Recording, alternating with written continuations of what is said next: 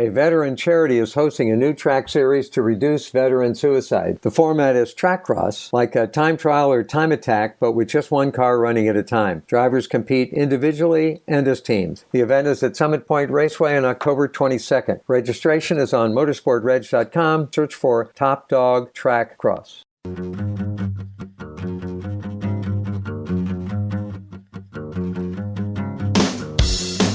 Welcome into another edition of New Track Record. Caleb Hatch and Justin Kinney back with you. Hello, Justin. Hello, Caleb. We've reached late August, the dog days of the IndyCar season. I don't know what I say. I know, some people clamor for the racing to go deeper into September and October. I am not one of those people. It is nearing football time, college football, NFL. I'm ready for football, and I'm also ready for us to crown a champion in IndyCar. I think it's perfect timing, the way it is, September 11th, done with the season, and get out the way. I mean, personally, I'd love if they had an early October race, whether it's a night race or a Pacific Coast time zone race to wrap it up. But I fully understand their thinking on wrapping it up before the NFL is completely in full swing, having that last IndyCar race, at least with a Pacific time slot, and the Colts will probably be wrapping up by the time the race goes green. So, I mean, that is the best case scenario. Yeah. I think, February to September, I think it's a good schedule, start and end date. You just kind of wish they had maybe 3 or 4 more races in there. To come on this week's episode, obviously a recap of Josef Newgarden's win of the Bommarito Automotive Group 500 at the racetrack formerly known as Gateway in Madison, Illinois, outside St. Louis. And congratulations to me. Yeah. Forced to take Josef Newgarden after we both picked Pato Award. All part of my plan. Forced, yeah. You were not forced. That was a choice. Well, succeeded. I would have had Pato Award if you hadn't picked him. So, but he seemed like a darn good backup option. Yeah, and he had a solid run over the weekend. Also, we'll have more on some deleted tweets, some silly season stuff in IndyCar and Formula One because it's, of course, interconnected. And I don't know, what else? What else? Oh, a new HQ for an IndyCar team that looks strikingly similar to a Formula One team. It does. It's almost like they stole the blueprints. I know it's not exactly alike, but you look at it and you go, that looks like, well, we'll tell you later. Yes, precisely. Good tease. Thank you. That's what they call it in the biz. Tease. The biz. All right, we'll start with our recap of the Bommarito 500. Josef Newgarden gets the win. Another short oval. Another win for Josef Newgarden, his 5th of the season. And Penske, I mean, they dominated qualifying. Scott McLaughlin had a solid run, was in the lead until the rain delay. Will Power won the pole as he tied Mario Andretti with number 67 on poles won in IndyCar. But Josef Newgarden, the other Penske driver, comes away with the win. The championship chase is very tight, but let's start with Newgarden. This is a guy who I feel like we kind of wrote off earlier in the season. Yes, he was winning races, but he wasn't getting good finishing results outside of that, but he's been on a tear. Second in the championship, it's kind of hard to ignore that.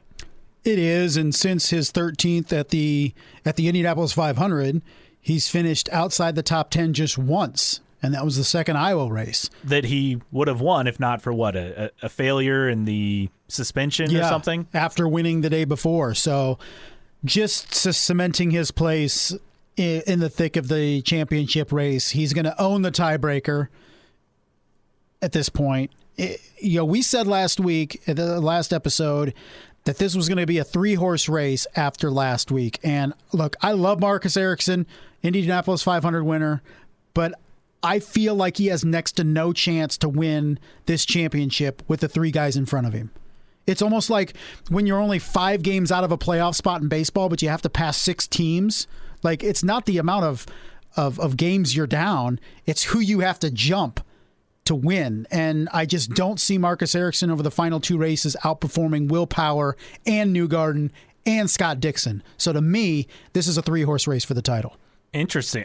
I'd still say it's 4 because he's 17 points back, so he's very much in the thick of it. You look at his past performances at these tracks, and obviously part of it is you don't have as much of a sample size for Portland and Laguna Seca. He didn't race Portland in 2019 with what was then Schmidt-Peterson, but he was 11th at Laguna Seca.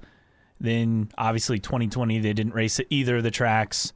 In 2021, he was 7th at Portland, 6th at Laguna Seca. So a very small sample size, but 6th, 7th, 11th, that's not going to get it done, right? You have to have top fives. Yeah, when you look at it, his last 5 races, 8th, 6th, 11th, 14th, 7th.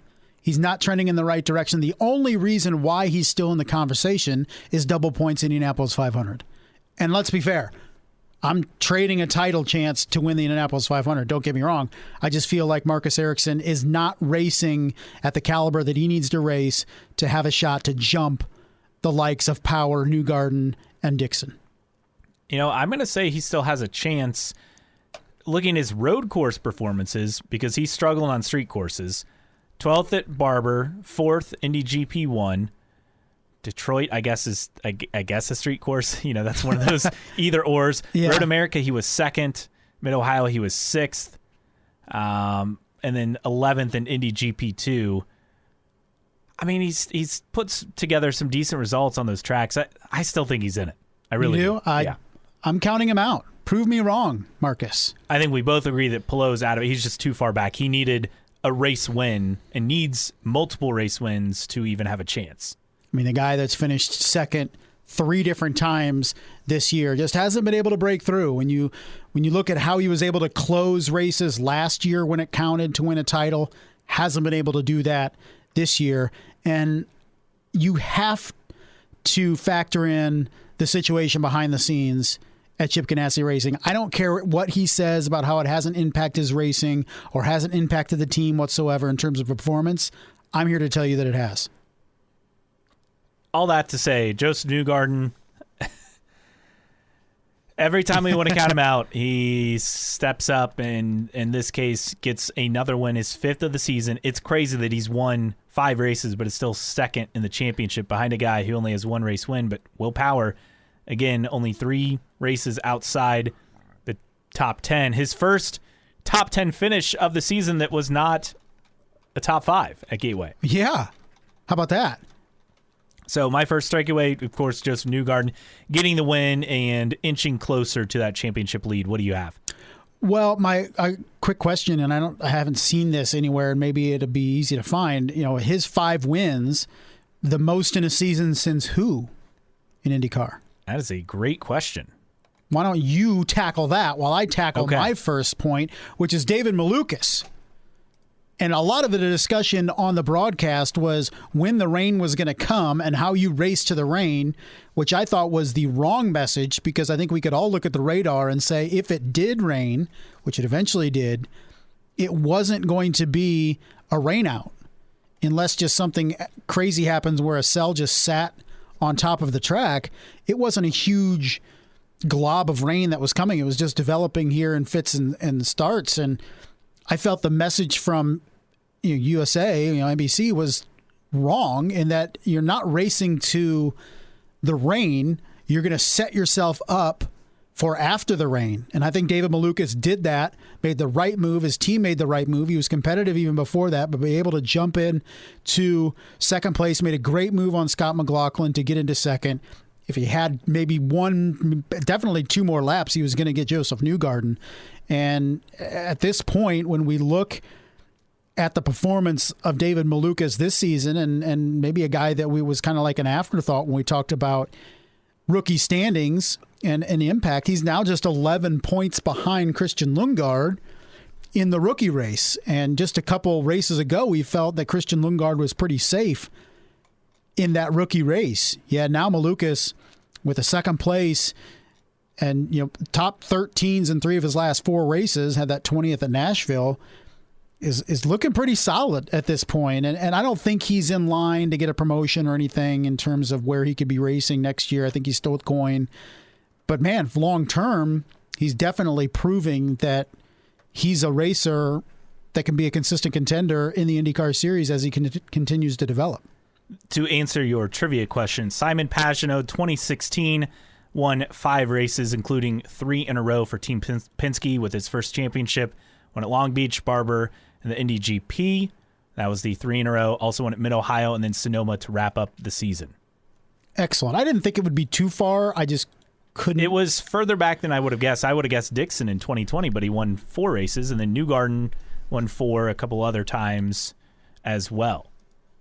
But your point on Malukas, this is a guy who we don't know, is he for sure with Coyne? Is he elsewhere? Like, where do things stand? And we've seen some different things out there. Could he be with the 10 car? Is that a possibility? I don't know if that's actually a possibility. I think it's a lot of talk, but an update on what happened over the weekend and as far as what they're saying via some interviews and things like that. This from Merrick Speed, I believe, had these little tidbits, on 2023 for David Malukas. I talked to David this morning. He said it's not official yet, but thinks it will be soon. I can't guarantee that's where he's staying, but looks like he'll be back. That was an interview with Kevin Lee on the broadcast. And just to throw this in, also on Sato with the same team, said he wants to see it through, said he has no thoughts of retiring. There have been opportunities presented outside IndyCar, but Coyne is where he wants to be and plans to be, but he hasn't signed yet. So as far as Malukas and just that whole team, I mean, things are still open, but I would be surprised if they don't bring back that same driver lineup. And then depending on engine leases, right? Linus Lundqvist would slot into that third car if something becomes available. Potentially, but I feel like it's a definite positive for Dale Coyne Racing and Dave Malukas. We felt, maybe that those two guys with Sato and Malukas would maybe have more results, at least on Sato's side.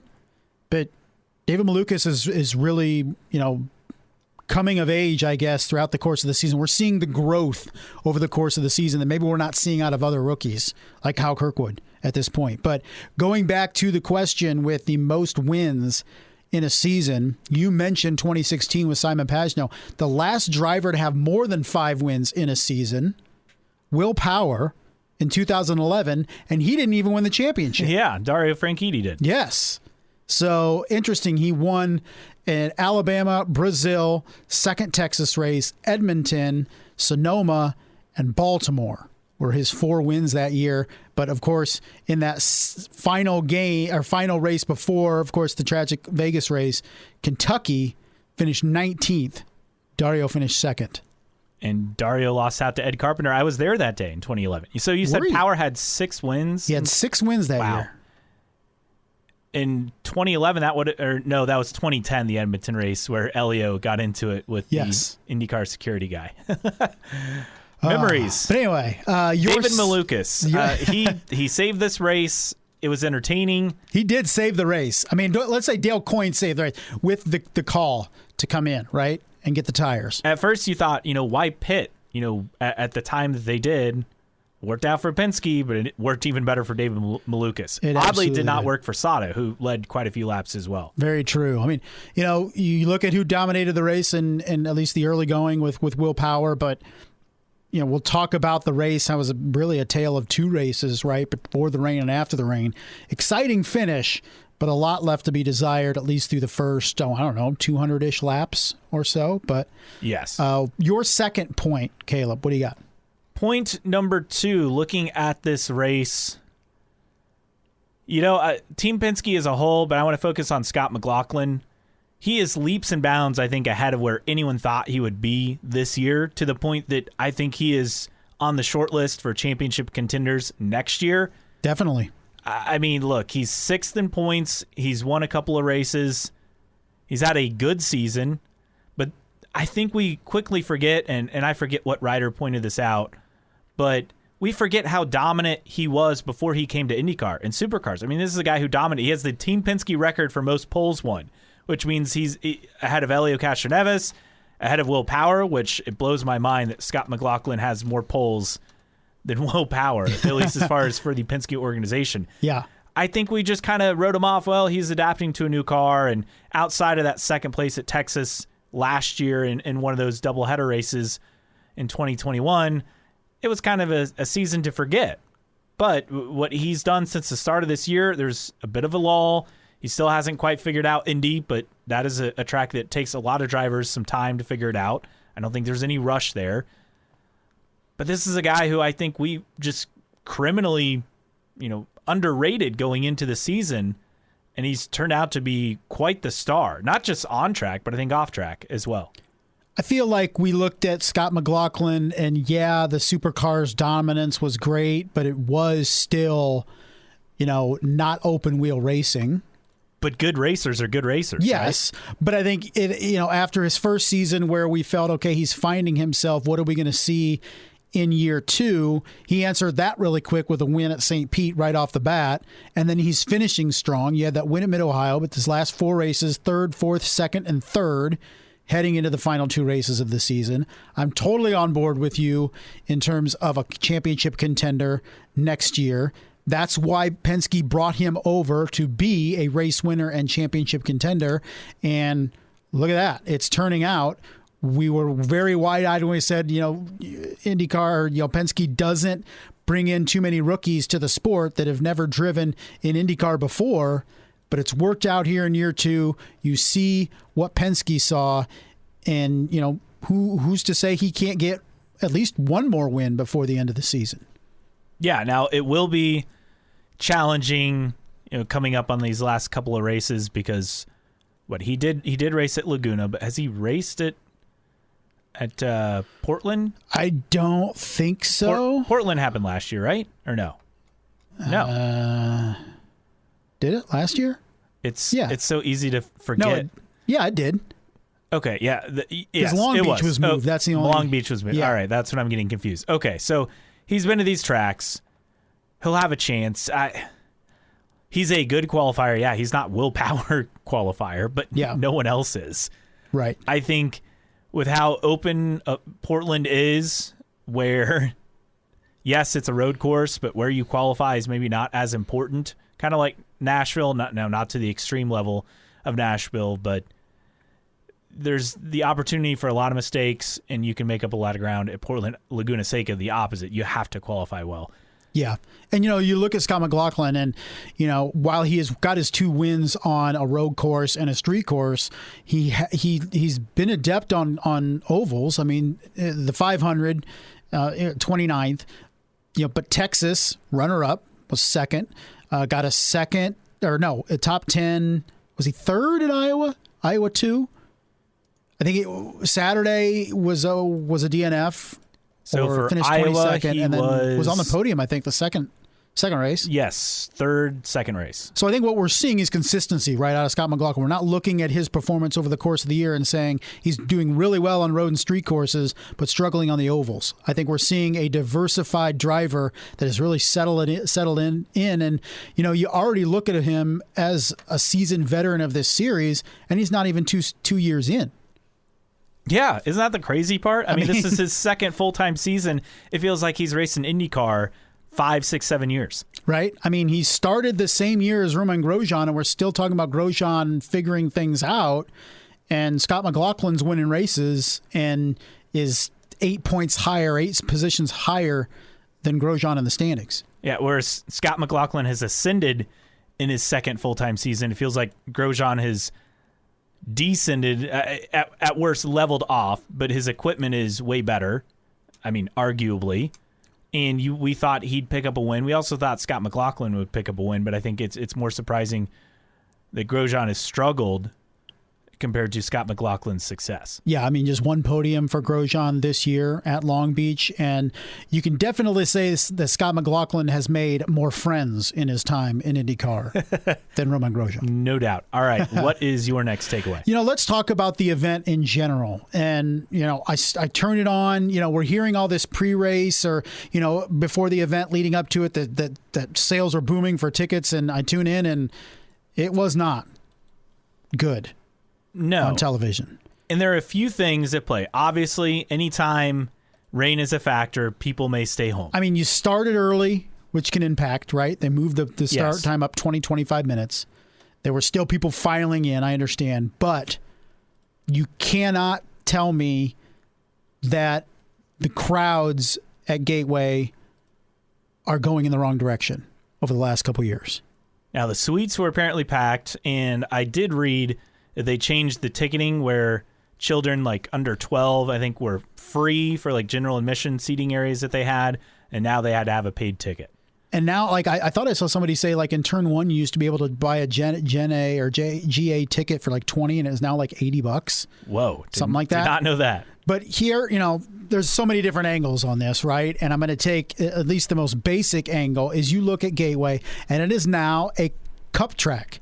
It has a cup race, which, I'm sorry, folks, cup takes precedent, okay? Because that's how Gateway is going to make buku bucks, is with that TV deal and being involved in Cup, okay? So now IndyCar is secondary at Gateway. They can say all the right things and all that stuff, but the bills are paid, the money is made with Cup being there. And that was the sellout. And that, yeah, and you can try to say we can sustain both, but I can guarantee you some people crossed over that are NASCAR fans that would go just to the Gateway race because it's local, the IndyCar race, but now they actually can go to the NASCAR race, can go to the Cup race. And, when I went to, now this was, what was it? It was like April. I'm across from St. Louis. I went to the track, and I know the Cup race was first on the schedule, but there was not a single banner, ad, whatever, forecasting IndyCar. Everything was pointing towards the Cup date, at least on the outside marketing of the track. And I'll cut on some slack on that just because the Cup race came first. Like, I get it, and it was the first one. I understand, but I feel like Gateway is now going to be like every other track that has both IndyCar and Cup, and the priority is the one that makes the money for the track, and that's Cup. And you can say all the right things. The Bommarito Alvarado group has been tremendous and totally, but it's not good at Gateway, which just a couple years ago you said, well, if everybody could be like Gateway, well, Gateway's trending in the wrong direction. And it doesn't help when your racing is mediocre at best, which is what we got through the first 2/3 of that race last weekend. Well, and I think for some of these oval races, obviously the Indy 500 is an event. Iowa was an event this year. But outside of that, Gateway is no longer an event, I would say, simply because they got Cup. Right. And that took first priority. And to be fair, rightfully so, because they sold it out. Yes. But Texas, not an event, hasn't been an event in a decade plus. I mean, it's been a long time since it's felt like a big event for IndyCar. I mean, maybe the last time you could argue it was a true event as far as the crowd and promotion and stuff, you can go back to, like 2007 or 8 or 9, I don't know. Yeah, it's been a minute. It's been a while. But it's been a slow bleed at Texas, right? Yes. And we're already starting to see that wound open up and start bleeding at Gateway. We've seen this story before. There are a lot of things at play. Obviously, they made some changes with ticketing, apparently. Yes, you went for the TV window as opposed to a true night race. Now, it turned out to be a true night race because of the rain delay. The weather is a huge factor. That kills your walk-up crowd, and for tracks like that, a big percentage would be walk-up just based on weather. Also, we don't know how many tickets they sold because, let's be honest, because of the rain, how many people, and I'm talking thousands, opted not to go because of the rain. It's quite possible. True, but the way that the crowd was laid out, where it was obvious that it was skimpy for the first couple sections of the main grandstand and the last couple sections of the main grandstand, that to me tells me that those tickets weren't sold. If it was general, people all over the track didn't show up, you would still see decent amount of people in those seats. It would be more spread out, but to me, it looked not good on the grandstand. And it's felt to me, though, and I don't know if it was just me, I felt like there were more people sitting in 1 and 2. Or am I wrong? I felt like it was smaller. Some years they've had it open, other years they haven't. Yeah, maybe I'm thinking that it's less limited. But, when we look at this track and we look at oval racing in general, and so many people are clamoring for more ovals and more ovals, the show needs to be good. It's not good at Texas. It's mediocre at Indy. Luckily, it's Indy, or else we'd be complaining a hell of a lot more about the product. Iowa was good this year, and then you have Gateway. The problem with IndyCar is every one of those tracks race is different. None of the ovals are alike. When we look at Cup, they can design a setup for a mile and a half, and it's going to transform every mile and a half they go to, or the majority of them, right? So if you set a package up for Kansas, then it's going to work at all the other mile and a halves. In theory, yeah. In theory, or at least be within the window, right? Okay, this is our baseline here. We're going a mile and a half. We're going to take it here. Okay. You have IndyCar, and Texas race is different than Indy. Indy race is different than Iowa. Iowa race is different than Gateway. Gateway race is different than Milwaukee. Just kidding. Does that mean? So, you don't race at these places enough. And not to mention that Cup races at some ovals twice in a year, right? So, the thing is IndyCar needs to address its racing. Everything is pointing so much to 2024 and all that, but you have another season next year. Are you just, cashing it in next year? Are you just going through the motions next year? Because I can tell you, if you have another stinker at Gateway, you're going to continue the downward trend. And I don't care what you put on track in 2024, it may be too late to get those fans. Just because Iowa worked 1 year doesn't mean it's going to continue to work if you don't continue to put together good products. Texas is dead because the racing has stunk. And as we talked about last podcast, if you have a mediocre Indy 500, it affects your TV ratings for the rest of the year. So you need to fix oval racing, IndyCar, and sooner rather than later. And, you can say all the right things, but as you pointed out, look, we need the aero screen, but these cars are too damn heavy, and they're not racing well on ovals, and it all goes back to the weight. And I don't know what you do, and they keep saying 2024, blah, blah, but you're adding more weight in 2024. Didn't they say, though, there's a way to cut like 60 to 70 pounds for next year from the aero screen? But it was going to be a different material, right? Yes. So, yeah, that helps. That's something. Right?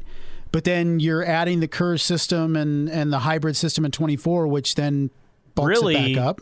It has more to do with just the wake of the car and making it easier to follow. Yeah. And maybe they're going to be addressing that. They've talked about new body kits, but I thought that was for 24. It wasn't for next year. Yeah, was it? I don't believe that's for next year. So, I just don't think enough attention is being put on quality racing at ovals, because you know what? You're not getting Milwaukee.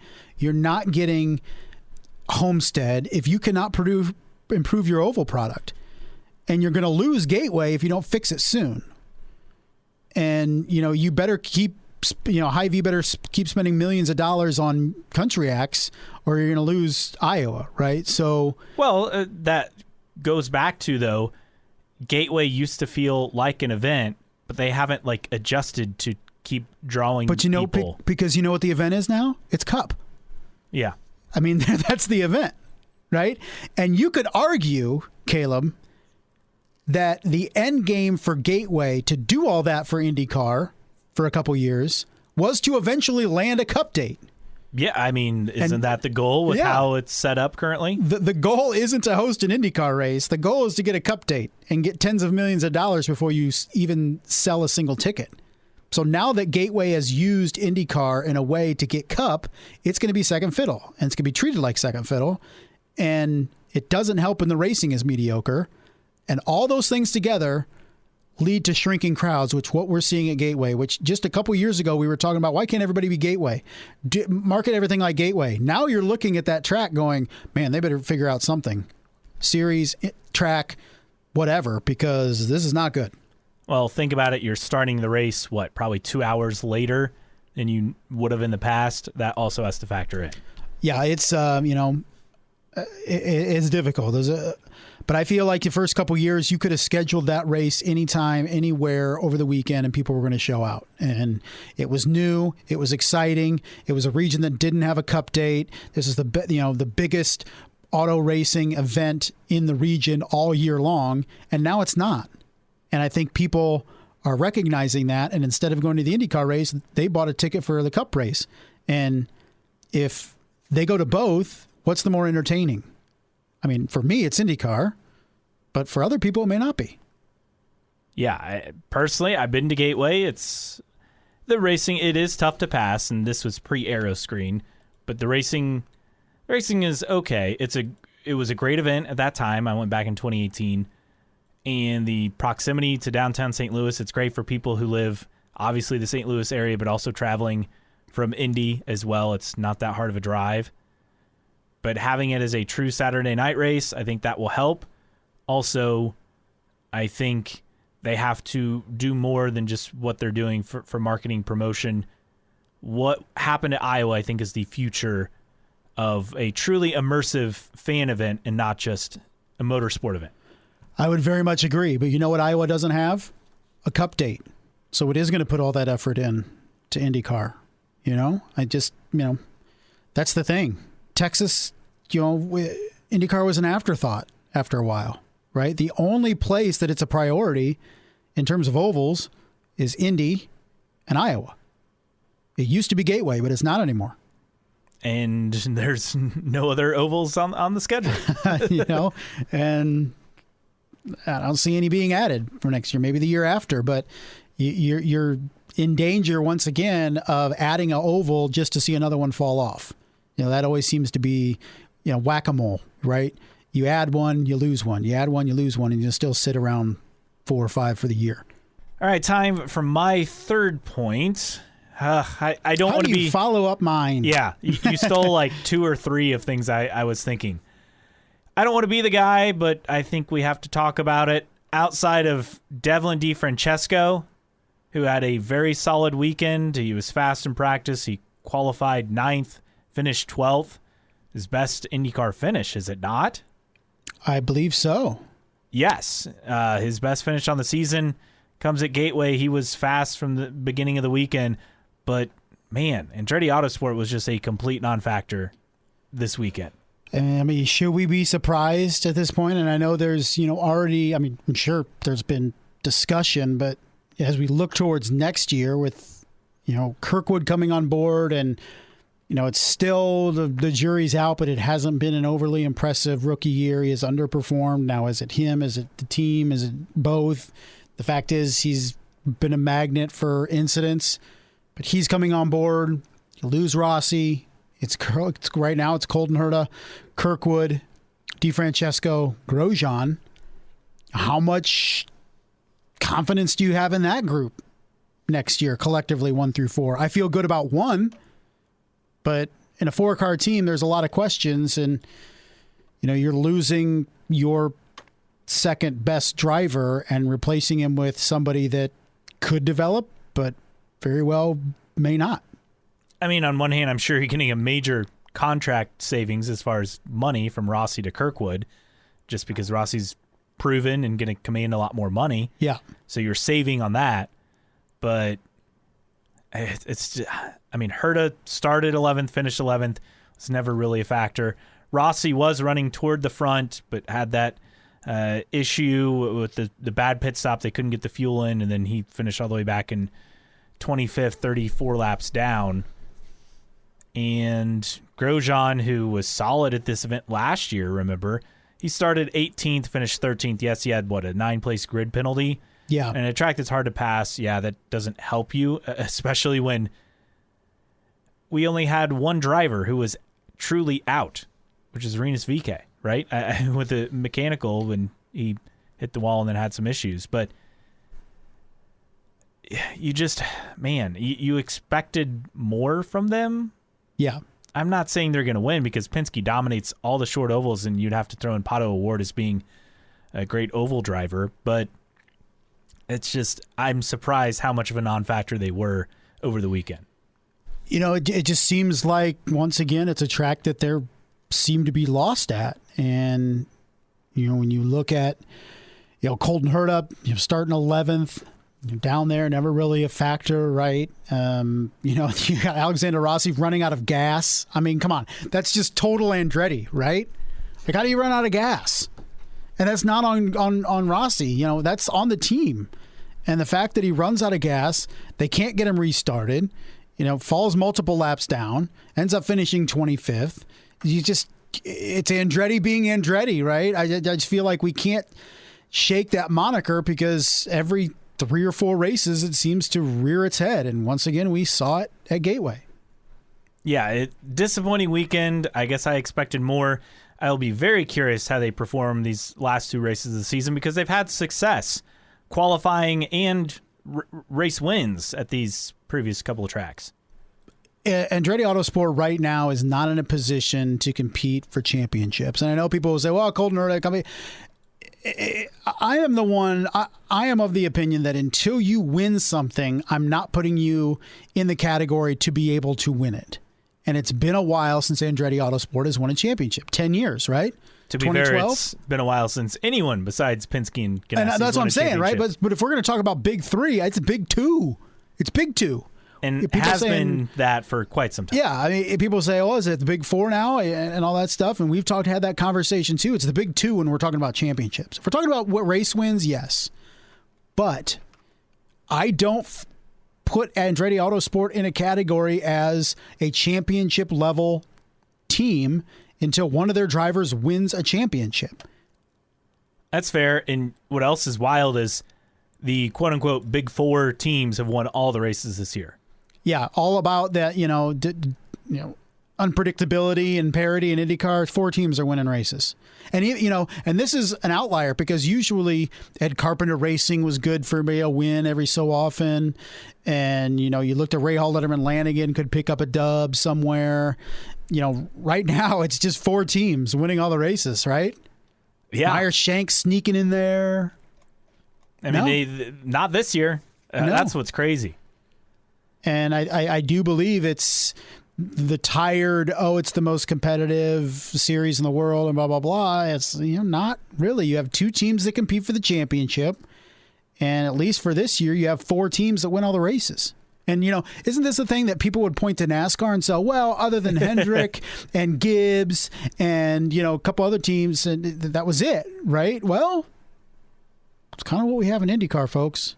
Yeah, throwing Stuart Haas. Yeah, it's like, Now, NASCAR this year has had a lot of other. Yeah, I would say diversity in terms of teams winning races. It's more diverse in Cup right now than it is IndyCar, folks. It just is. All right, what's your third point? Well, where do we go here? Let's talk about. Where do we go? Let's talk about Ed Carpenter Racing. I brought him up. Okay. I don't want to pile on, but here we are. You're looking at Ed Carpenter once again being a non-factor. Connor Daly has had 2 top 10s all season, 23rd at Gateway. Hasn't finished above 16th since Mid-Ohio. It was 13th.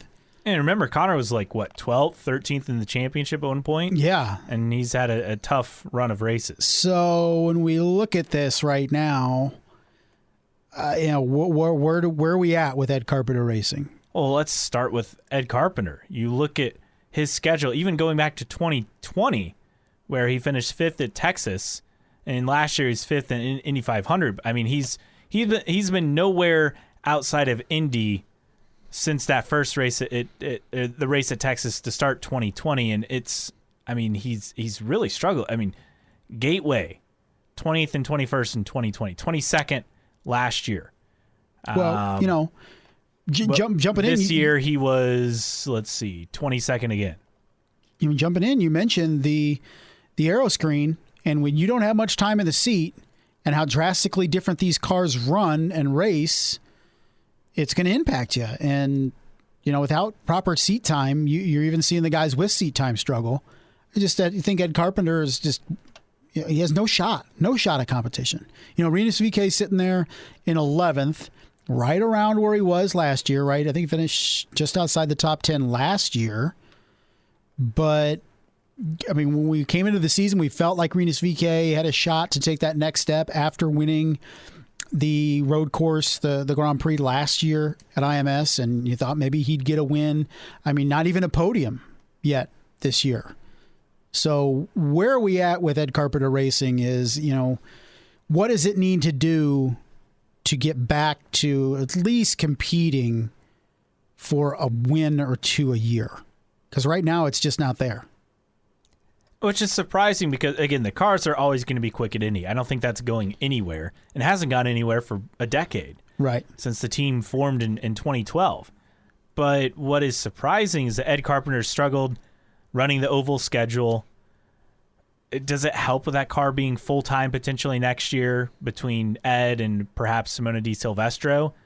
Because remember, Di Silvestro will be competing in another race this year before the end of the season. Is it Laguna Seca, right? Yes. So, could that help and have 3 full-time and then maybe another car at Indy?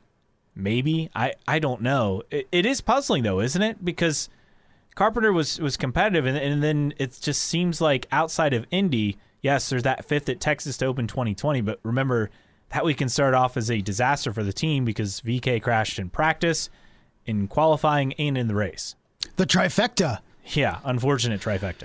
It's just one of those teams that we look at in the offseason that was one of those squads, that was always a threat on ovals, right? May, it was always in the conversation. Oh, Ed Carpenter could come in and put it on pole and be a contender at Indy. And, without that, it's a big hit. And we've seen Rinus VeeKay not take the step forward that we thought. And, maybe he's doing the max of what Ed Carpenter Racing can get at this point.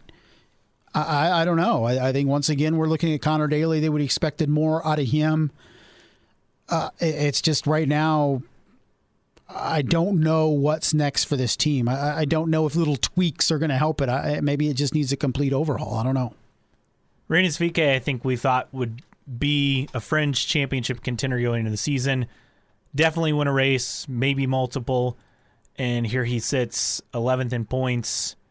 And not even like close to Colton Herta, mind you. He's 29 back. I mean, he's trying to fend off Graham Rahal, who's in 12th, who's only 3 points back from him. So it's not gone the way that he would have wanted. Obviously, that crash and finishing last in the 500, I mean, that was a backbreaker. Yeah, and he did forget a podium at Barber, 3rd, but, couple 4ths in there.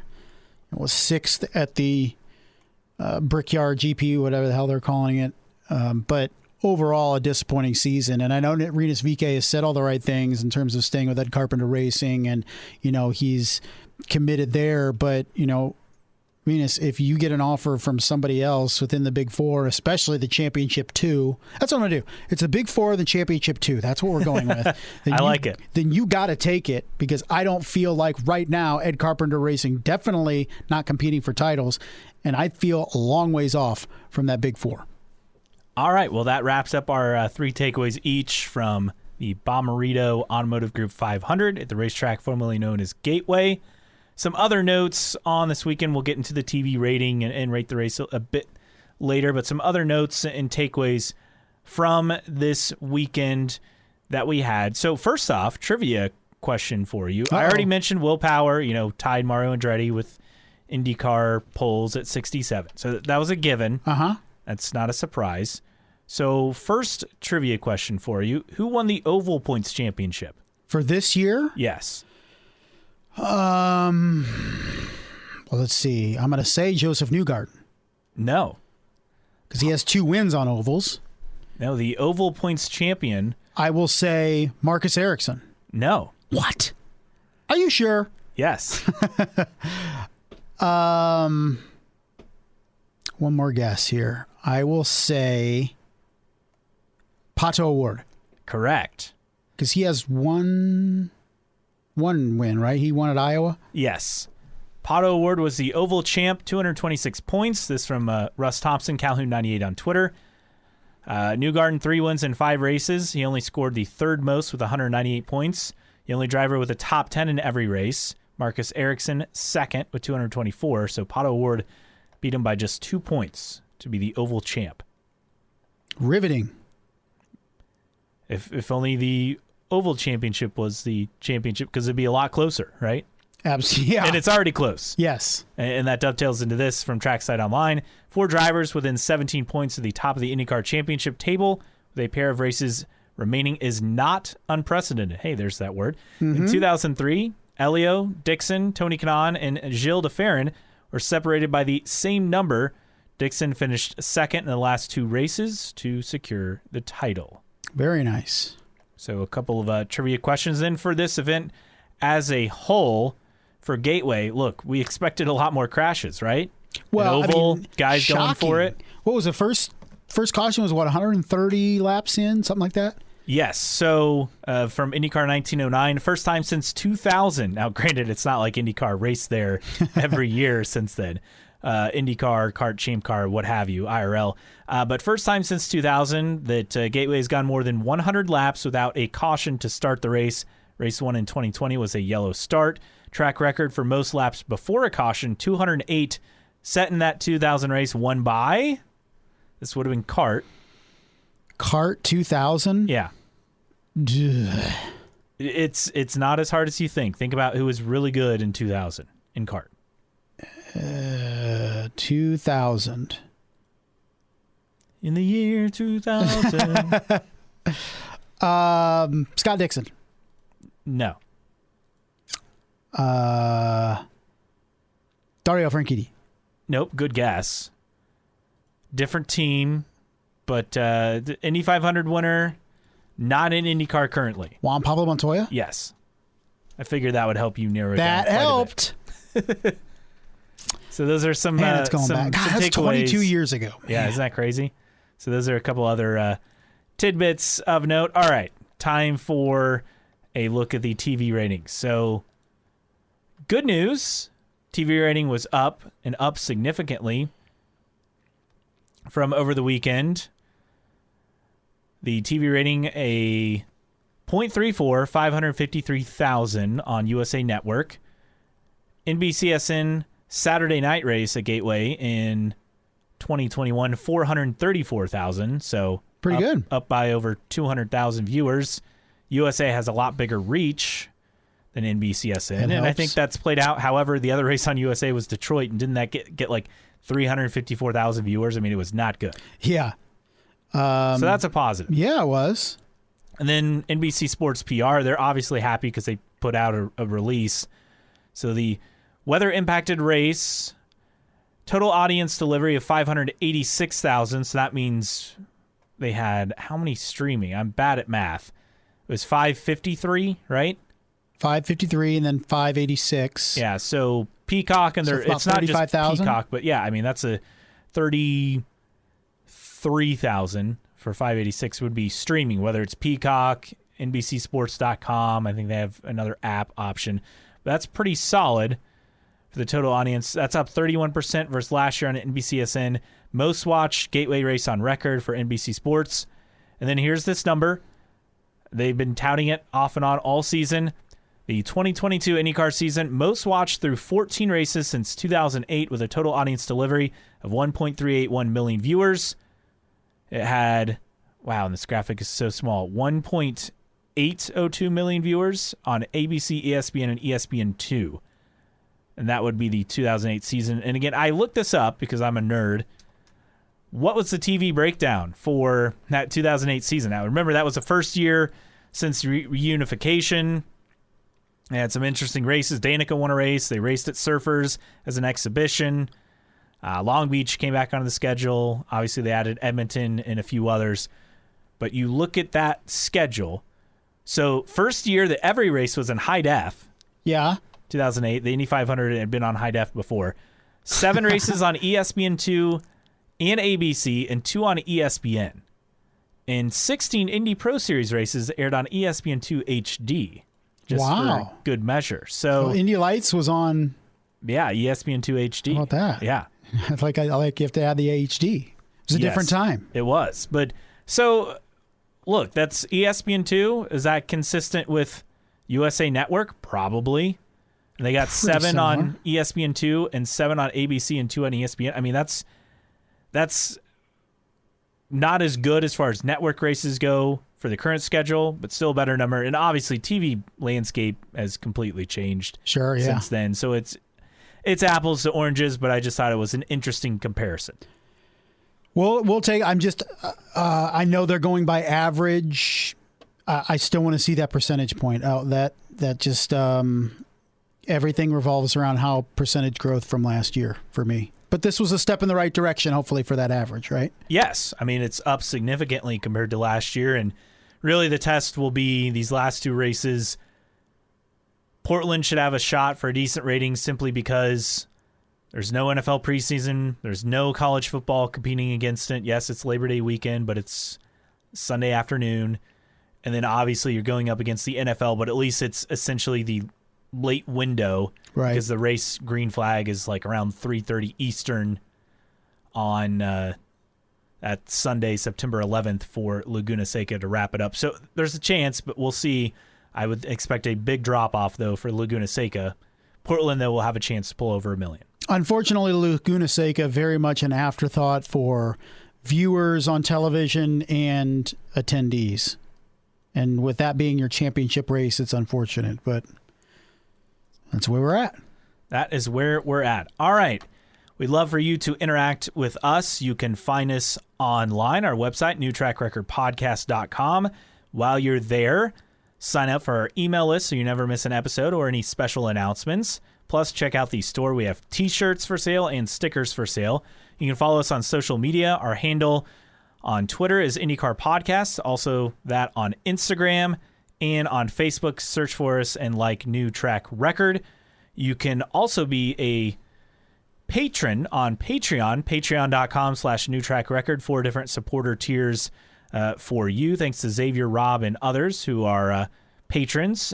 And all those tiers start at just $1 a month. You can also find us on your favorite podcasting platform, whether it is Apple Podcasts, Spotify, Google Podcasts, Amazon Music, Podbean, or wherever you find your podcasts, all for free. Okay, mailbag time. And of course, we have plenty to discuss this week. So let's start going back to last week, where we had a few things to get to as far as some comments from the listening audience. And we start out, and I scrolled too far back. Okay, we start out from the race. Brafog said, Diff said ninja, everyone have a shot. Cheers. That's great. He loves talking about those ninja moves, doesn't he? Yes, he definitely does. Also, continuing on, he said, I suddenly have the urge to roast marshmallows over Kirkwood's car. It's funny stuff. We get to rate the race. How would you rate the race? This one's really tough, right? I don't feel like the final 30 laps made up for the previous 200, so I'm going 6.5. Yeah, I'm going to go with 6. You know what? I'm going to go with 6.5 as well, because I think anything higher would be unfair, because the first 2/3 of the race was like a 4. The last stage, especially after the rain delay, was like what, like a 9? I mean, right. And before it was like a 3.5 maybe. I was, you know, like I don't like people crashing, but man, that race could have used a little bit more yellows. Howard at 2112, first half 5, second half 10. I think that's fair. According to Stitch, overall, I'd give it a 6 because a 2-hour delay is hard to sit through, and it wasn't very exciting up to that point, but boy, the end was worth the wait. Yeah, great ending. P. Gaynor 14, give it a 9. Hunter's Way 67, pre-red flag a 5. Is a real yawner. Post-red was a 9, a real barn burner, so overall I give it a 7. I am analog, solid 8.5. Pre-delay was kind of uneventful, though the Penske charge was fun to see. It's crazy how those 3 machines look so fast on short ovals. Amazing run for Malukas. Vicky Lynn 26. Before the rains came, I'd say a 7. After the restart, 9.5. Really wanted Scotty Mack to win. Malukas was on fire, so impressed with that kid. NK Harden. Really tough race to rate. First 150 laps were a 2. Next 60 laps were a 6 because he knew rain was coming but had no idea when. The drivers really turned up the aggression too. The post-rain delay was a 10. Overall, I give it a 7.5. Hashtag Gateway is a night race. Should be. Bill Hessa, first half 6 or 7, second half 10. One more lap would have been great. Angie Clayton, first time at the track. I loved it. 10 out of 10. DC Soda. 9 had Malukas pulled it off, it'd be a 12, but that doesn't ruin a heck of a run by him. Jeremy from HBG. That post delay saved the race as a whole. I'd average it out to a 9. So people are way more generous than us. Zaxi 8771. I was there, so I'll withhold a rating because I was already salty about the delay. I'll say props to Malukas for providing some late excitement because Newgarden ruins every short oval track. LOL. Yeah, he's pretty good at those. A little bit. Pretty good. He's pretty good everywhere. Some more Rate the Race replies. Stealth, 10-14, 8, very exciting, different strategy. Weather, big movers, just wish it wasn't a Penske show. Yeah, I think other teams need to test more on short ovals. I think that's what we've learned. Well, people are like, well, it's just 1 or 2 races a year, right? Well, maybe 3 if you count Iowa, both races. But, yeah, it's like, or maybe, God forbid, give these teams more test days. I feel like that would help the overall product, particularly at ovals, because if they're going to have to, what do they get, 3? Maybe? Yeah, like 3 or 4. Well, you get one that's like the rookie test or whatever. Like, when you have X amount of street course races and X amount of road course races and only a couple short ovals, what are you going to pick? Yeah. If you gave these guys a couple, and that would help the racing too. And something else that we haven't mentioned yet that I appreciated IndyCar adding that extra practice to try to get that second line in, but it was almost teams were half-assing it running up there. It was almost like they were just using it as a regular practice session and kind of maybe doing a half line. Like it was not a dedicated go around the second line to try to rubber it in. It was very much a And I think a little bit of that is apprehension about going up there. I understand. But the point was to go up there and run. Oh, David Don't Malukas volunteer, right? Passed McLaughlin on the high side. He went for it. I mean, you had like 1.5-ish, and you could make 2 work in a pinch, but there was not consistent racing up there. More Rate the Race, Mike Jarrett 33, 9.5. First stint was follow the leader, but then over 500 passes. Don't need a wreck to be exciting. I don't think you were calling for a wreck, but just give me a caution. Big D Cart said somebody throw a wrapper on the I don't care. Point 2, only the old farts still like these oval parades. TV ratings on the basement. Well, the TV rating was at least good. Yeah, it was. Surprisingly. That worked out quite well. This one I really like. It's very scientific. Phil_Barksdale. First 217 laps were a pretty unexciting oval race, 5.0 out of 10. Final 43 laps had much more action, plus Malukas' charge, 8.5 out of 10. 217 divided by 260 times 5.0, plus 43 divided by 260 times 8.5, 5.579 out of 10. Very scientific. I like it. I like that. I think that was great. Me and you just picking numbers out of the air, and then we have somebody with formulas over here. Yeah, we didn't even mention David Malukas singing, in the car. Right. You spin me right round. He's growing on me. I like David Malukas. He's fun, and I can't believe I didn't mention this. I totally forgot about it. The start was awesome simply because Felix Rosenqvist passed literally half the field. And it was once again like that slow creep to the front. And eventually you're just like, I'm not staying in line. I'm going to try to time this. And Felix Rosenqvist did it perfectly. All right. Talking about the rookie race and a poll posted, taking a look at the results. Who wins Rookie of the Year award for IndyCar? 60% said Malukas, 40% said Lundgaard. I still say it's Lundgaard. Still the edge with Lundgaard. I would still take him as well. But, man, it's gotten tight, whereas a couple races ago, we felt like it was Lundgaard going away. True. Vicky Lynn, 26. Malukas is coming on strong. It will be a tight race for sure. Can hardly wait to see how it plays out. Post-Shevchenko. Either way, it will continue a years-long streak of second-place Indy Lights finisher outscoring the first place. This year is Malukas over Kirkwood. Last time it was VK over Askew, then Herta over O'Ward. Last time it didn't happen was Urrutia, who should have gotten an Indy start. Yeah, Santi Urrutia was screwed back in, 2016 or 17? Yeah. Was it Max Chilton? No. Ed Jones winning in a Carlin car, the Lights title. So that's an interesting stat. I like that. Yeah, I thought that was fascinating as well. So that's some other notes as far as what people had to say. Okay, you posted this and stirred the pot. Me? That's what you do. Never. You said you want more drama in IndyCar. Get to a point where teammates don't give a crap about each other like F1. That was Lando's comments on Daniel Ricciardo and his struggles at McLaren. I thought the comments were fair. I didn't think they were that bad. But it was basically like, it was almost like, how do you feel about Daniel Rick being out of the seat? And it was basically like, I don't care. Like, it's up to him and that team to get results, not mine. Doesn't affect me. Leno said, I'm not a driver coach. I'm not here to help and do those kind of things. I'm here to perform at my absolute best, and that's about it. What's wrong with that? Nothing other than the fact that, he's not a driver coach where, in IndyCar, what happens at IndyCar qualifying at the 500, right? Somebody goes and then they're running over to their teammates' cars to talk to them or on the radio is tell them this. Like, there's nothing like that in Formula One. It's not like that at all. That. You're not helping your teammate at all. It's cutthroat. And it's I don't know if it was like that in IndyCar. Knowing me, in a year I'd be complaining about it, but it does up the tension and dramatics within teams, definitely. Well, some replies on this talking about the connection to IndyCar. Tyler_Allen. Well, we kind of have that with Andretti right now, but also look what it's done to overall team performance. Fair. Yes. Jeremy from HBG. No wonder they're trying to get into F1. If you can't fix your problem, go someplace where your problem is just seen as normal. Alex Palou. Yeah. Vicky Lynn 26. No thanks. Think we already have had enough drama for the season and next. LOL. Never enough drama.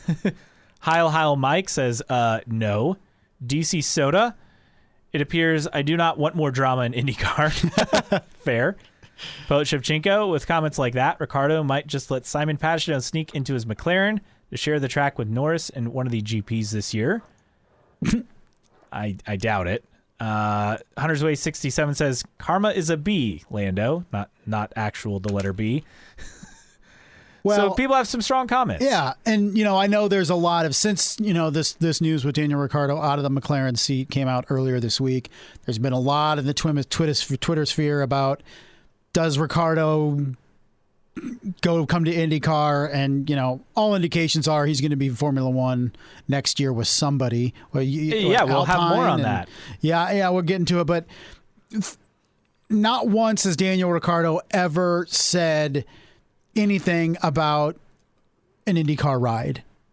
I just don't get the sense that is on his bucket list. And look, I know the trend of Formula One rejects, and I use that term not hately, but basically when you're spit out the bottom of Formula One and you still have some racing in you, you can come over to IndyCar, and it's kind of the trendy thing to do. But it doesn't mean every driver is going to do that. And I like Daniel Ricciardo. I think he's got a great personality. He's just not interested in IndyCar. That's just how it is. And that's fine. It's all right. I didn't think he was truly interested to begin with. No, I just think it's kind of wishful thinking, and it maybe has gotten a little bit too much attention on Twitter. It's not happening, folks. He's not. He doesn't care about IndyCar. So that wraps up the mailbag. As always, you can send us your tweets, Facebook messages, Instagram DMs, email, snail mail, whatever. And telegrams. We'll try to get to it on the following week's following week's episode. Okay, news and notes time. We actually have some good stuff here today. In fact, something that came in that is quite fascinating from a NASCAR side with an Indy 500 perspective. But we start out, first off, before we go any further, today, as we record, August 25th, hard to believe it marks 1 year since the passing of Robin Miller. I feel like one thing we're missing in this year's IndyCar series is somebody to write and tell it like it is. And also, can you imagine Robin covering the Alex Palou McLaren Ganassi story? He is typing furiously somewhere up above, that's for sure. But, I feel like you and I, whether we're right or wrong, we'll tell it like it is or how we feel like it is. And I feel like Nathan Brown will do that sometimes, particularly to folks on Twitter. But there's just nobody that fills that void that Robin left, that basically had the respect of everybody in the paddock and in IndyCar, yet could call any one of them out. Yes.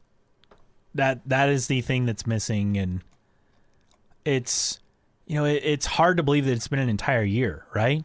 Yeah. But also, like, it is missed because it feels like we're missing out on some of the stuff that Robin, he found a way to get past. People would be furious at him, but somehow they'd always find a way to mend fences, right? And we're just kind of missing that coverage. We're missing, his mailbag and the juicy rumors that he would let out. We're missing the sweatpants and sweatshirts. Yes, right. Yeah, we're missing his time with NBC and the grid runs and just popping in on broadcasts with some silly season news as he was wont to do. I feel like he was able to do and say and write what he did because he commanded the respect of the paddock, and he's been around for decades. He's an institution, and you can't just be someone that comes in, blasts everybody without building relationships. And, I'm sure plenty of drivers and teams thought he was completely wrong on things he wrote and said, but they respected the guy. They knew it came from a spot of love for the sport.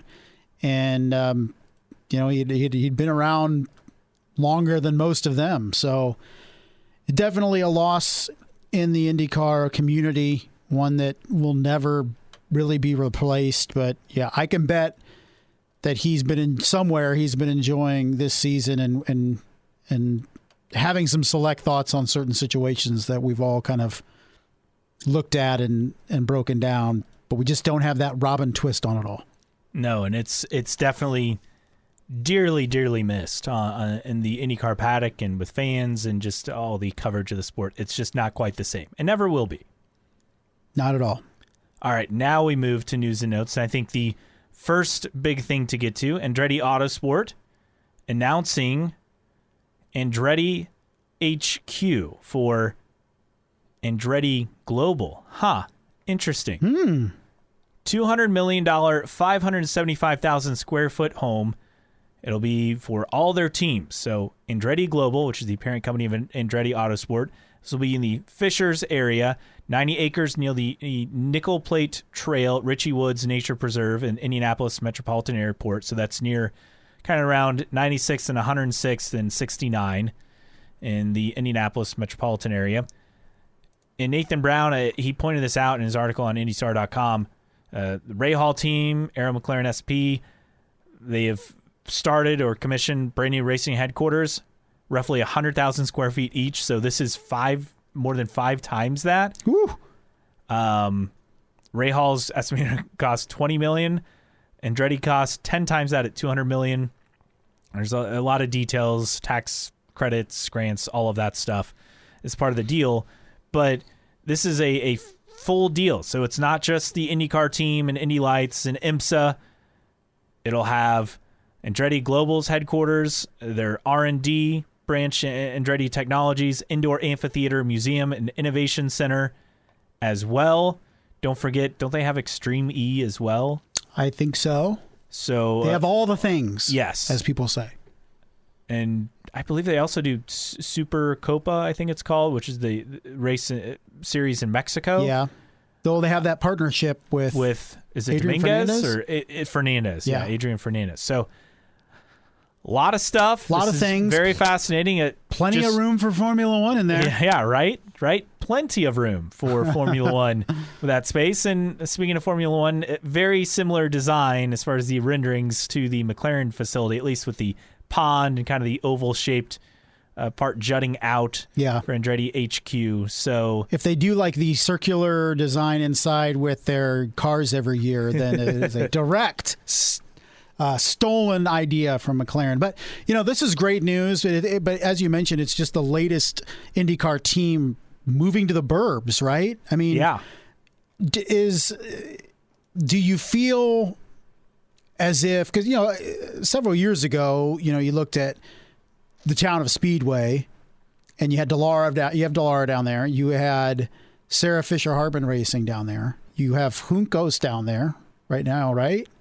Yeah, Juncos and Speedway.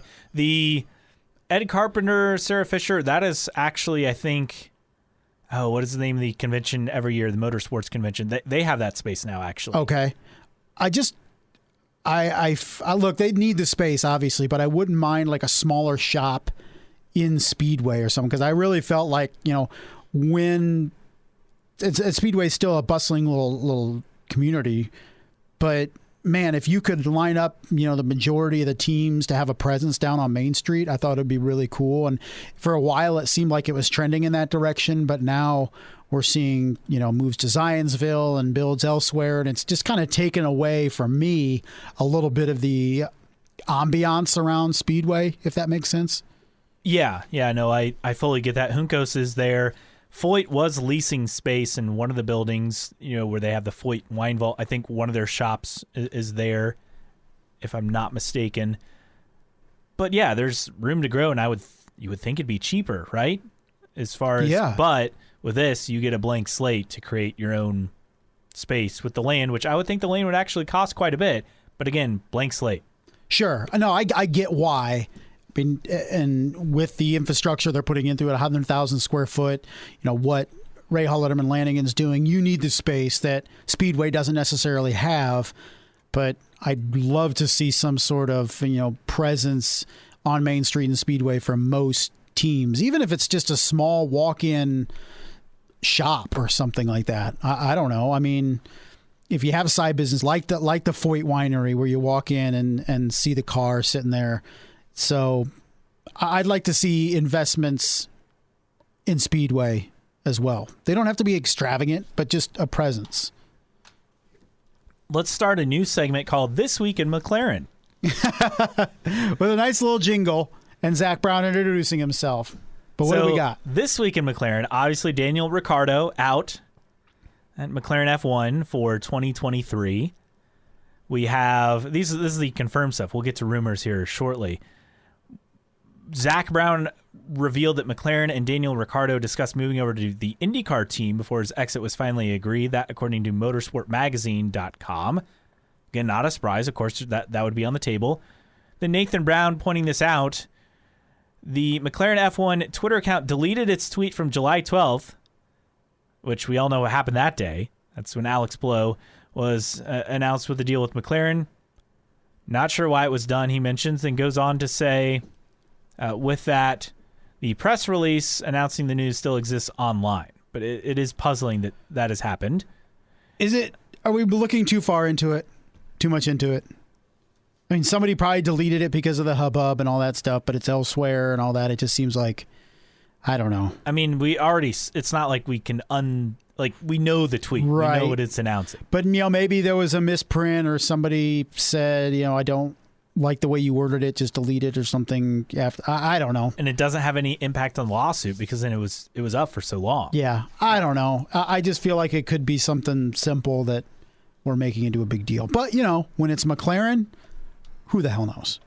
Also, the NEOM McLaren Formula E team announced that Rene Rast will join the team for the 9th season. So one seat set. The second seat, which could be Felix Rosenqvist, still remains open. Musical chairs continues. Who's going to be where when the music stops? Yes. And then we get to the rumor side from IndyCar Deep Throat. Some really good stuff as far as contracts and what could come of it. Okay. Pato Rossi-Pelot set for McLaren next year. That's for IndyCar. Felix headed to Formula E as of now, but Zach told him that if another IndyCar team is interested in him, they could work out a deal, i.e. keeping him under McLaren contract while he does his own thing. Piastri set to join Lando at McLaren F1 in 2023. Zach mentioned he would be open to keeping him around for other McLaren seats or races. And then Daniel Ricciardo set for Alpine on a one-year deal the team has offered for him. He has no choice or other options. One-year deal with less money compared to his last deals. He'll have an option for 2024 if he performs well next year. As of now, Daniel hasn't made a decision yet since Williams and Haas are on that list. Why does this matter? Well, it's confirmed that both Chip and Roger reached out to Daniel to gauge his interest in IndyCar after he turned down Zach's offer 2 weeks ago. I think he's at Alpine. I would agree. If he's not at Alpine, he's probably at Haas, maybe. I mean, Alpine's got to be the most competitive, right? Yeah. So. Yeah, why would you go with the other option? Yeah, I mean, you're definitely going with Haas second, Williams third. But, yeah, I just feel like he's a guy that wants to stay in Formula One. I mean, if you watch enough Drive to Survive and see enough of Daniel Ricciardo. He's a guy that loves the racing, but really loves the behind the scenes, the pageantry, the drama, the excitement, the spotlight, everything that is Formula One. Daniel Ricciardo eats it up. And I don't think he's going to leave it unless he is completely out of options in the sport. I would fully agree with that. Also, this from IndyCar Deep Throat. Andretti might push to get Toyota to come to IndyCar with Michael's Andretti Autosport announcement, talking about the HQ. Only way Michael gets Andretti to F1 is with an OEM. If he can somehow persuade Toyota to agree with the team and become their main engine supplier, he could, I think it's a typo, but essentially get them into an F1 bid with the FIA. Interesting take. That was from someone else. You would get him in IndyCar first? Yes. And Formula One? Yes. And Toyota's been in Formula One. It's been some time, and I do not believe it was successful back when they were in Formula One, back in the mid-2000s, roughly.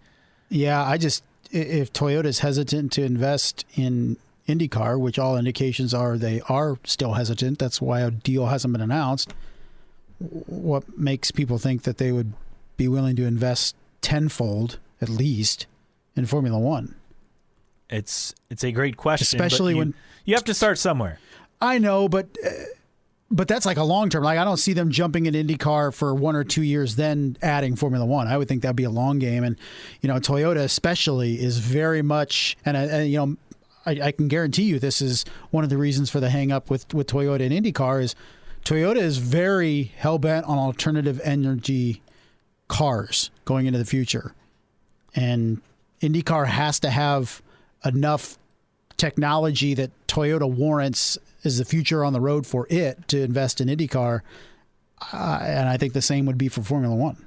Well, IndyCar is fully renewable fuel starting next year. That's a really good start. Yeah. And hybrids, obviously, the year after. And I think Formula One, their end goal is what? 0 carbon emissions? Yes.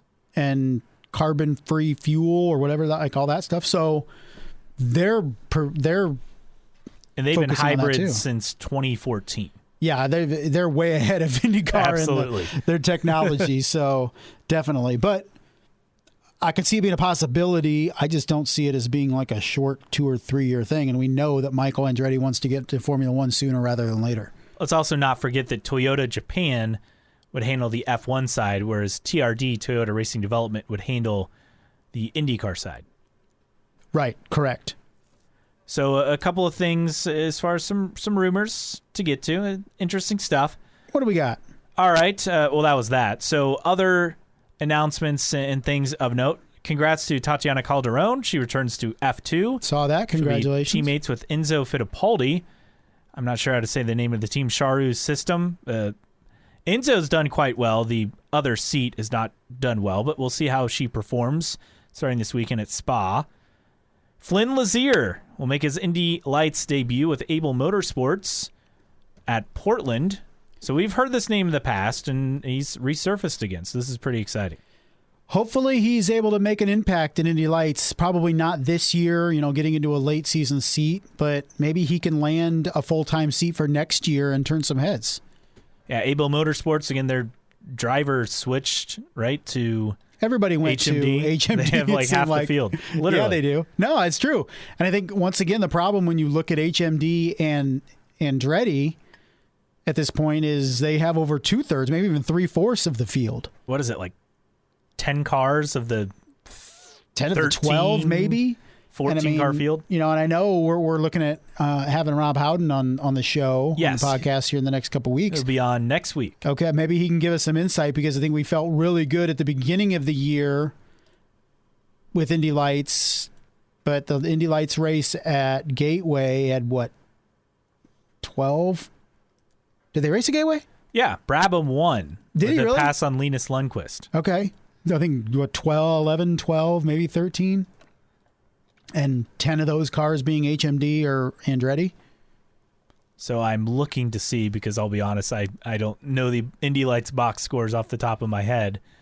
But we go to the Gateway race, and, yeah, you had 12 cars. And how many of those does it list the teams? Or am I asking too much? Andretti would be 1, 2, 3, 4 cars. HMD would be 1, 2, 3, 4, 5. Is that right? Is that 5? I'm trying to bring up the PDF, but it's not loading for me. So, conservatively, 9 of the 12 cars that started at Gateway were with 2 teams. Yeah, it's not ideal. You want more team owners. Especially when we talked about at the beginning of the year, new teams entering the sport. Like, did they just go defunct midway through the season? I mean, we'll have to find out from Rob Howden. He's the master of optimism, Rob. Gotta love him. But we got to make sense of this because, we're getting to the finish line of the road to Indy season, and I just see more of the same in Indy Lights. 12 drivers. It shows, I guess, a little growth, but still only 2 dominant teams. It's 3/4 of the field at Gateway. Yeah, it's not ideal. No. So Flynn Lazier will be part of it. All right, Justin, this came in while we've been recording. Uh-oh. We saved the best for last. Adam Stern says Justin Marks, so this is Trackhouse, right, in Cup. Yeah. Says that entering the Indy 500 at some point is 100% a goal of Trackhouse per Jack on Sports. So it would have been Jack Arute, I think, with one of his shows. Yeah. 10 years from now or 15 years from now, I want to be able to look at people and say, remember when we were just a NASCAR Cup Series team? Nice. So keep this in mind. And this is not like something, I feel like he's teased this before, that they'd be interested in the 500. Yeah, he has. But, man, I love what they're doing in terms of how they're rolling with this stuff, like opening Kimi Räikkönen raced at Watkins Glen.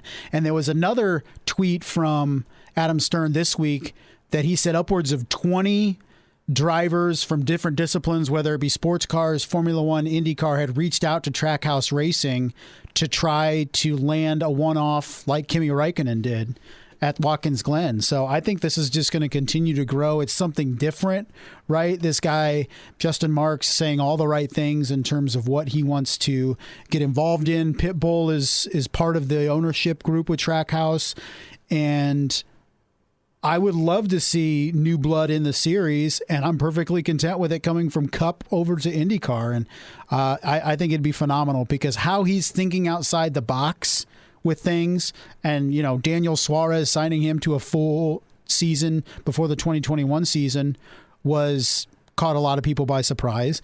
He wins at Sonoma this year, which was huge, and I just feel like he's a breath of fresh air to the good old boys mentality that is Cup. It's gotten a lot better, but I think Justin Marks has taken it to another level. Yes, and just bringing in Räikkönen. I mean, who would have guessed that even last year that Kimi Räikkönen would run a NASCAR Cup race? I mean, no one. I mean, if you would have told me last year that Daniel Kvyat and Kimi Räikkönen were going to race in the same Cup race in 2022, I would have said you were insane. Yeah. You were absolutely insane. Yeah, that's what we had at the Glen. Now, they finished 37th and 38th, I think.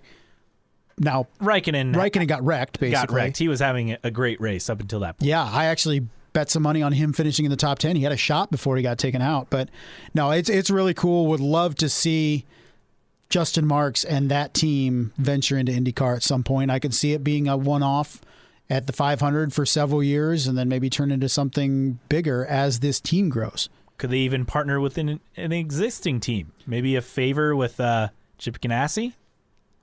Perhaps. They're a Chevy team in Cup.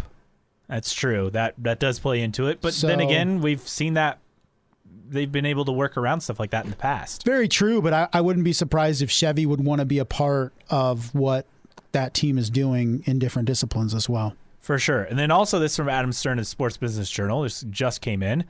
IndyCar getting a Drive to Survive like unscripted docuseries is an important part of our roadmap. We've had a lot of dialogue in that space. There's probably more news to come on that one. Per Penske Corp Executive Vice President Jonathan Gibson. Feels like a third OEM update to me. Right? We're efforting is basically what I'm hearing. We're efforting, but nobody's interested. Okay. Anything else that you feel like we missed? I don't think so. I think it was a very comprehensive show led by you, Mr. Hatch. Kudos as always. I'm flattered. Thank you. Okay, tweets of the week. Moving on. This we have one tweet, but I think it's quite good. Dalton Kellett again, second week in a row on tweets of the week. He's on a roll. He's doing well. That rain delay was Mother Nature telling that she prefers night races. Hashtag make night races great again. Well said. Well, it's all about the the TV number was good. And is the TV number as good if it started later in the evening? I'm not sure, but I would have loved to see taken away 10,000 of those viewers on television and put them in the seats at Gateway. Also, for clarification, when there's a rain delay, they took the before the delay part as part of the rating, and then the after when they went back. And they average it? It is my understanding. So you have to remember with Xfinity as the lead-in, that really helped the before. Yes. At least as far as right away, but then the racing, I would say, 2-hour was break. Suboptimal for the first part. But then to have a rating that high, I think that's very, very good. Well, and my dad was vocal too, and he was like, during the rain delay, is like, am I going to have to go channel chasing again? Are they going to move it to a different network? Which, of course, what they did off NBC a couple weeks ago. Was it with Nashville? Yeah, Nashville with, CNBC? Yeah, or whatever. So, he's frustrated with the channel chasing. Don't get that on stream. Obviously, don't have to worry about that, folks. It's only $5 a month. Shameless plug. Peacock, if you want to sponsor. Yeah, streaming outpaced cable and broadcast. Was it last month for, the first time or something? Yeah, something like that. Interesting. So it's good that, on USA, all you're doing is missing SVU on the back end, basically. And those aren't new episodes. So you can go as long as you want. But it was nice that it didn't have to skip around. But that's kind of a little bit more encouraging because you have to think the before number was, maybe in the 600,000s, maybe in the 700, because only the diehards were sticking around for the last part of that race. Yeah, you mentioned Law & Order SVU.